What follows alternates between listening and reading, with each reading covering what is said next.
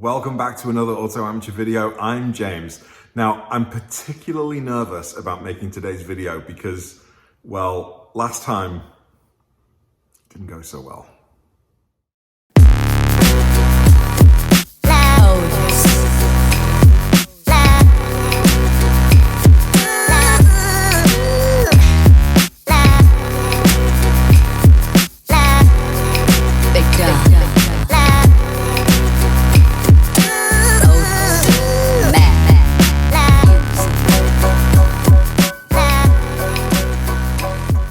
So for those that have been following me for a while, this might be like a long-awaited sequel because I have a history with steering wheels. In fact, more specifically, airbags and steering wheels.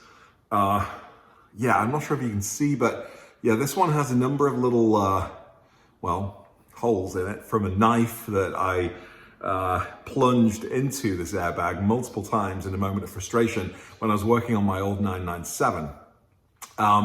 Long story short, I wanted to swap the steering wheel out. I was doing a DIY video, and after a long day and a lot of interference from my kids and all that sort of good stuff, it got to close to midnight and I took the steering wheel off. It was fine, put it back on. It looked great. Put the airbag in, went to turn on the ignition, and the horn was going off constantly. And I discovered that it was because I put the airbag in and gotten the wiring harness trapped in the barrel of the steering wheel, and I could not for the life of me get the airbag out. And it was driving me absolutely crazy. And the next day, I was supposed to be meeting with the guys to go on a drive. So one thing led to another, and I just thought, that's it, I'm having enough. And I just stabbed the crap out of the front of the wheel in a last-ditch effort to try and get the airbag out. And knowing that I full well that I was going to lose the airbag, which I did. But I was going to save the wheel. Couldn't do it. Ended up ruining the airbag. My friend Steve and Patrick and Scott came over the next day and tried to help me out, and they managed to get out within minutes. Of course, that's how it went down. So anyway, I'm really nervous about making today's video because I'm going to do a similar procedure in my 958 Cayenne. Yep. I'm taking out the old boomerang, gross factory cheapo looking steering wheel with the multifunction, and I'm replacing it with the exact same GTS style wheel that went into my 997.1. I'm sweating. I'm nervous as hell. But you know, let's just get into it. Let's do the job, and we'll see where we go from there.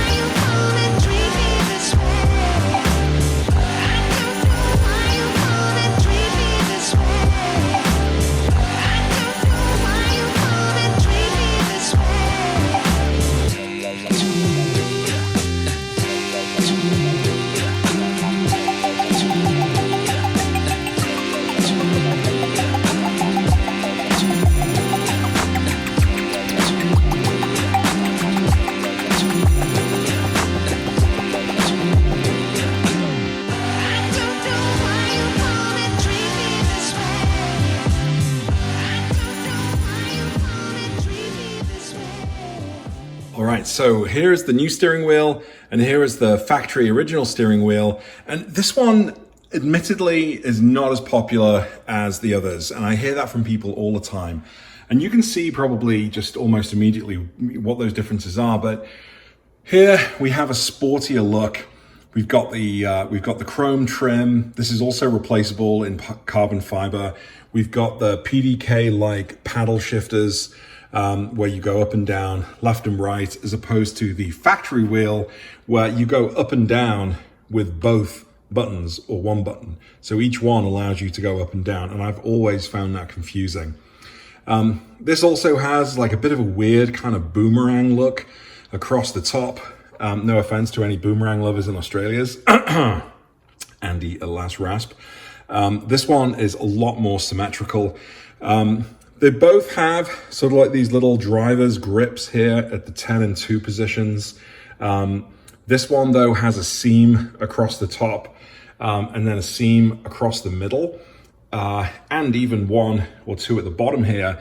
And again, it just makes the wheel look a little odd. Where over here, it's just much cleaner. You have the notch at the top. You've got some, seamless sort of sides, and then you just have sort of a more presentable joining of the leather at the bottom. The other thing, which is pretty cool, is that if you have the sport button, or you even have Sports Plus or launch control, then these little seemingly invisible, transparent parts of the steering wheel actually light up. And over here we have Sport and Sport Plus. Over here we have Launch, and I forget what the other option is. But overall, just a nicer looking wheel. And the good thing, of course, is that the airbag fits in both steering wheels. So you don't need to buy yourself a new airbag. And because it's black, it's essentially a good enough fit from one wheel to the other. If anything, the finish of the airbag here, which is the leather trimmed, looks better with this leather, which has a slightly sort of satin finish, as opposed to this really worn, now glossy finished leather over here on the factory airbag. And then inside the barrels, you can see that essentially both are the same. We have the hole at the bottom where you put the bolt in to keep the wheel in place. You have exactly the same cables that go into the back of the airbag. You have the same electronics that power the paddle shifters and connect the steering wheel to the electronics in the steering column. Over here, you can see that this wheel, because it's multifunction, has the plug to go into multifunction. Over here, this wheel doesn't have multifunction, and therefore that plug's not going to be going into place. Hopefully that's not going to throw an error switch, but we'll see. And am I bothered about losing multifunction? Absolutely not. Doesn't bother me in the slightest. I can't wait to get away from this sort of Frankenstein looking sort of wheel that's bolted and patched together with the boomerang in the middle and these awful tipronic shifters. I want the PDK shifters, and here they are. Now, as far as tools go, it's a pretty straightforward project. We have just any kind of flat surface. This could be a punch. This one's actually a T25 Torx screwdriver to go into the hole on the base of the steering wheel to push up and find the bracket which leases the airbag. It's super simple. Just make sure that you're pushing on a solid surface and you're not pushing on the back of the cables. So make sure you've got that firm kind of pressure before you start applying pressure. I've got a flathead screwdriver here just to help take out a couple of the clips on the back of the airbag, and the big one inside the barrel. Just need to push the clips down, and then the wiring harnesses come out. And then I forget what type of spline this is. I'll make sure I put it in the video and in the comments below. But one of these, which just goes onto an extender, and I've got my breaker bar here, and of course that takes out the bolt here. I can reuse this bolt. You see it's got a bit of thread lock already from the factory. I might put a little bit more on as it goes back in, but this was essentially hand tight. I think the factory spec is like 20 foot-pounds or somewhere like that. I'll double check and put it in the comments, but hand tight, certainly this came off pretty easily. And then last of all, a Sharpie marker, and I use that to put a mark on where the center of the caliper hole here, the bolt hole here I've got a 12 o'clock mark there, which corresponds to a 12 o'clock mark on the inside of the car. Now, because if I was putting on the same steering wheel, I'd make sure that those two things lined up. I'm putting on a new steering wheel, so I've got to do my best to mark a notch in the exact same position here at 12 o'clock on the wheel so I can get them lined up perfectly. So now it's just a question of getting the wheel back in the car, turning it on and making sure that everything works.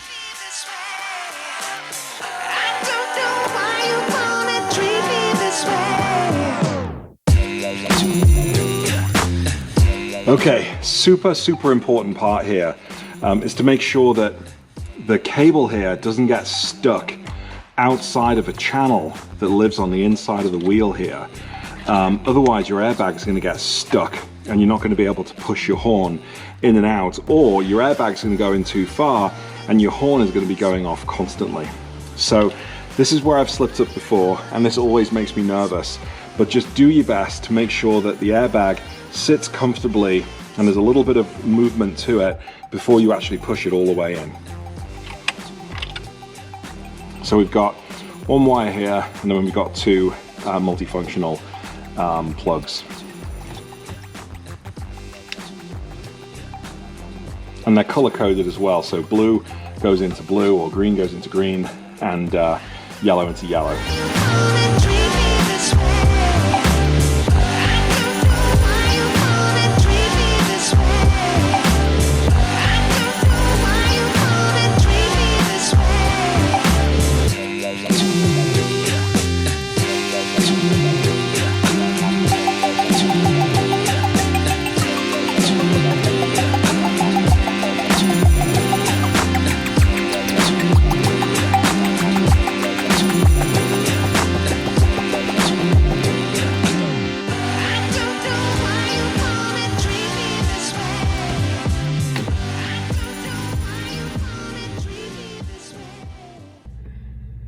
All right, guys, here it is, the moment of truth.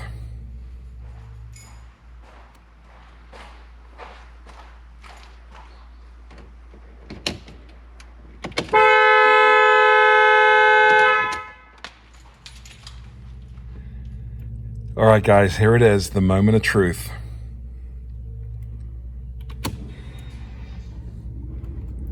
The horn didn't go off. The horn works. Oh my God, you guys. I was so nervous making that video and attempting that job.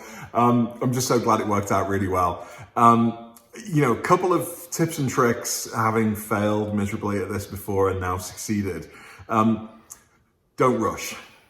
If anything, that thing in the corner there with the knife holes in the front of the airbag, that constantly reminds me that a lot of these jobs, even the more trivial ones, when you're dealing with a car like this, when you're dealing with any kind of machinery that costs thousands of dollars, be careful, but take your time. Don't rush. Even this one, the first time I tried to push the airbag back in, I could kind of tell that it just wasn't giving me the release that I was expecting from the springs in the back of the steering wheel. So I stopped and I readjusted. And thankfully it went in, and we turned the car on and it's all working fine now. But be very careful with jobs like this. And that's maybe stating the obvious. More specifically to this job, try your best to make sure that the wiring harness that connects to the back of the airbag is not only staying in its channel, but it's staying out of the way of one of the four clips that holds the airbag into place. That is a critical success factor, if you will. Anyway, thanks for checking in another job. Like I said at the beginning of the job, I was sweating anxiously, and I'm still sweating anxiously now. But I'm glad it all works out. I'll see you in another video soon, and yay!